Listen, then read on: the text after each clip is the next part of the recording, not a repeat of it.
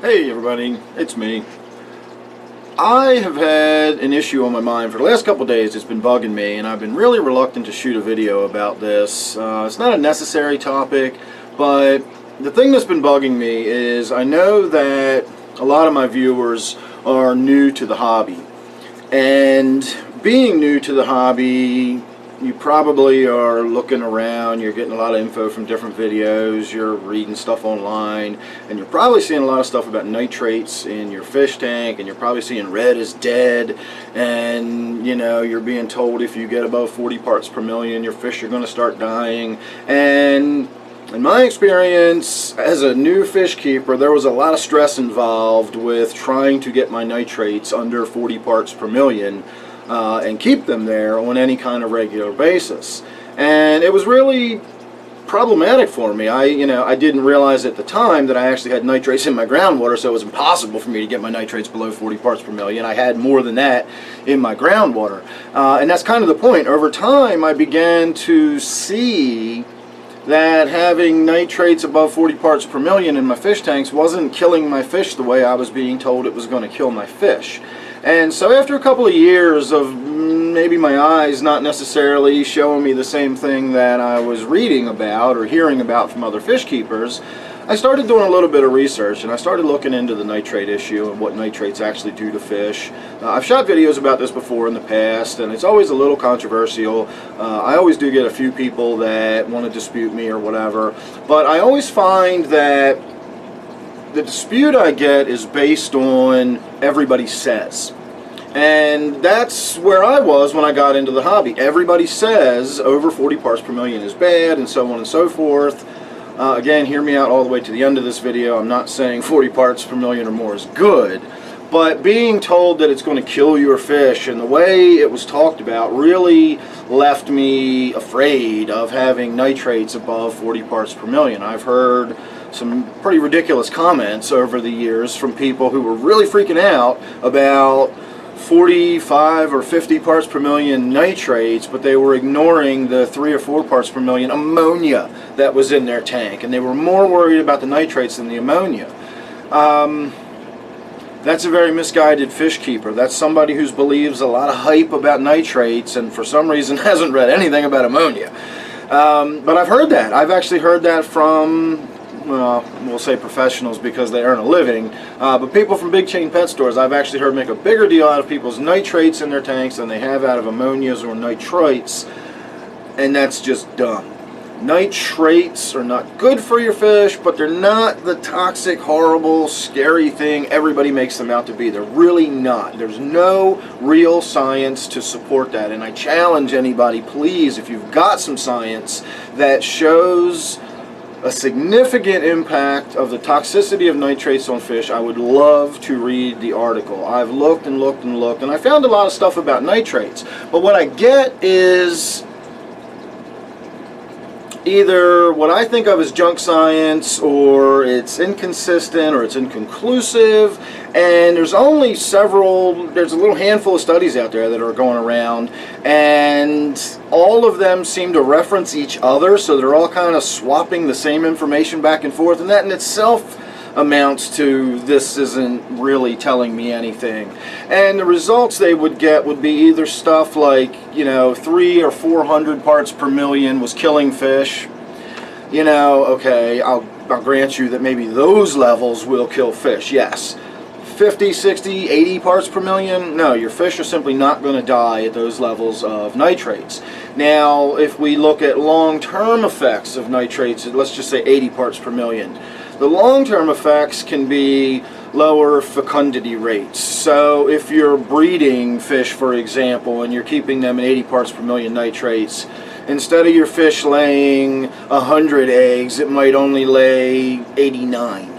And in those cases, all of the studies I looked at that talked about fecundity rates always sort of quietly mentioned later in the article that the difference fell within the norms of seasonal shifts or temperature shifts or whatever. So it's inconclusive stuff that's just coming out.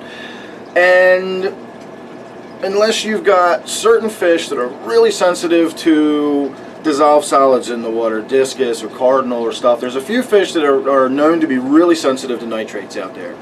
And in my experience, every fish that is sensitive to the nitrates is also a fish that is actually sensitive to dissolved solids. They're very soft water fish. I've never heard of a fish being really highly sensitive to nitrates that was also a hard water fish, or normal, you know, could go within 10 degrees hardness or something like that, normal hardness water. So what I suspect with that is when you've got fish like discus or something, is the, you know, that's the go-to fish when you think about these soft water fish.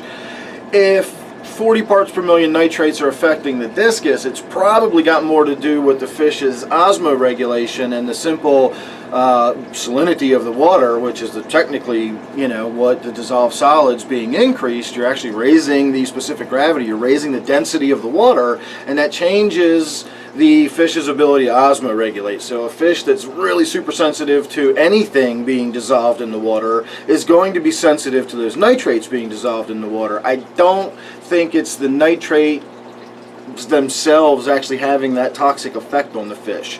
Nitrates, when you get into looking at human consumption of nitrates, they're actually good for us. They serve a lot of purposes in our body. I'm not going to get into a big discussion on our diet and everything, but our key source of nitrates is through vegetable matter, and so vegetarians and vegans actually have a really high nitrate diet, much more so than people that eat a lot of meat. People that eat a lot of meat actually don't get enough nitrates in their diet. They should probably take more.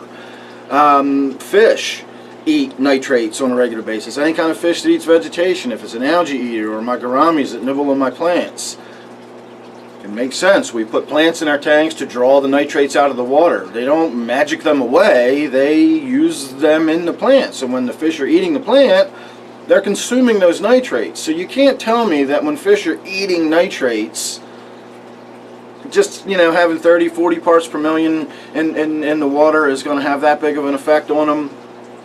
So having said all that, I'm not saying ignore it. I'm not saying let your nitrates go through the roof and just don't do water changes or anything else. I think the reason in the industry that the big deal is made with nitrates is there is some anecdotal evidence that high nitrate levels can be bad for your fish, but more importantly, the nitrate level can be used as a proxy. You can look at the nitrate level and say, okay, we're getting, the nitrates are getting up. Well, if the nitrates are getting up like that, so is everything else in the tank. So are all of the bacterial loads, and, you know, good, bad, and indifferent. Everything is getting up. The dissolved solids is getting up. The water's density is increasing as water dissolves out of or evaporates out of the tank, and you're topping water off. You're concentrating that water. It's still not good to let this stuff build up in your tank. You still need to do water changes, and using that number, using that 40 parts per million, it's a good guideline to go by. But it's not anything you need to panic about. You know, I've said before, like if you're going on vacation and you check your tank and it's 40 parts per million, don't cancel your vacation to do a water change. You know, don't even hesitate to call a cab because it's time to leave. Leave. Your fish are going to be fine for the weekend. They're going to be fine forever at 40 parts per million. My 29-gallon miscellaneous tank over here, I don't think I've ever checked it and not had that valve come out bright red. And I've got neons in that tank that are 5 years old. I've got angelfish in that tank that are 5 years old. I've got skirt tetras in that tank that are 4.5, 5 years old. You know, I've got tons of fish that have lived for years and years, and all of my tanks always come out red when I test for nitrates. I don't think I have a single tank as low stocking density of a tank as I've got, as low bioload as I've got. I guarantee if I test that tank, I'll still come out with a red-ish vial. I'll be above 40 parts per million in that vial, and I don't lose a moment's sleep over it.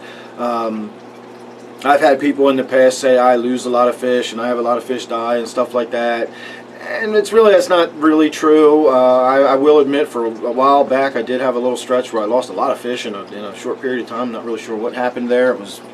That was just sort of an odd little stretch. But when you keep as many fish as I do, you're going to lose fish. You know, I've probably got close to 200 fish total or animals in general, whether it's the shrimp or the snails and everything. I've got probably 30 neons over in my quarantine tank right now that it just came from a big chain pet store. Do you think I come down here in the morning and don't expect to find a dead neon here and there? You know, but my tanks that are established have been established. I've got good populations of fish that have been well established and have stayed alive for years and years. And the nitrate levels are just not anything I get overly concerned about. I try to keep them within reason. I think if you go over like 100 parts per million, I've seen people, you know, do tests and they look at that vial and it's redder than my shirt. And them saying like, oh yeah, I should probably do a water change soon. You know, there's a difference between high nitrates at 60, 80 parts per million where I'm talking about, and ridiculous nitrates. You know, when you've got a crimson vial, that's a different story. You know, if you've got 40, 50, 60, 80 parts per million, I'll go so far as to say if you're under 100 parts per million, it's time to do a water change, but you don't need to panic and you don't need to stress about it. And that's kind of the only reason I'm doing this video. I know a lot of my viewers are newer in the fish keeping hobby. They're coming up behind me. And that was one of the things that I got stressed out about a lot. I lost a lot of, I won't say I lost a lot of sleep literally over it, but I stressed out a lot about the nitrates, and I spent a lot of time doing water changes. And I don't remember if I mentioned it already. When I first started keeping the fish, my groundwater had nitrates in it, and I never knew about that. It took me 2 years to figure out I had nitrates in my groundwater. I kept on water changes and testing the water, and I kept coming up with more nitrates. And I think it was a viewer who finally said, "Have you ever tested your tap water?" It never occurred to me. You know, I have well water, and so for years I was running myself mad trying to bring the nitrates down, and I was probably better off just leaving the tanks alone. I probably killed more fish by doing too many water changes than I did by the nitrates being in the tank. And slowly, over a lot of time and a lot of research and a lot of reading and a lot of digging, I came up with some pseudo-sciencey stuff that says nitrates can kind of be bad for your fish, maybe, and if they're in really high concentrations, they'll die eventually. Alright, again, you know, if you've got information and you can give me some, you know, if you want to say I'm a big dummy head because everybody says, go ahead. If that makes you feel better, I don't, you know, whatever.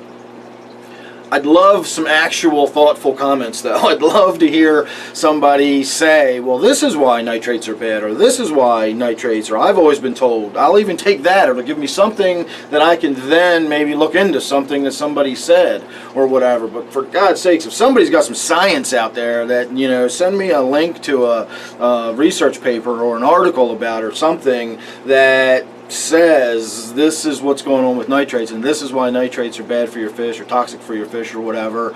I would love to get into that and read it and so on and so forth, but so far I've not found that yet. So anecdotal evidence is just that. It's anecdotal evidence, and a lot of people say nitrates kill your fish and red is dead and all that stuff. I haven't found any science yet that says that, and I had my own personal experience does not show me that. So if you're new to keeping fish, don't stress out and freak out about 40 parts per million nitrates and all that kind of stuff.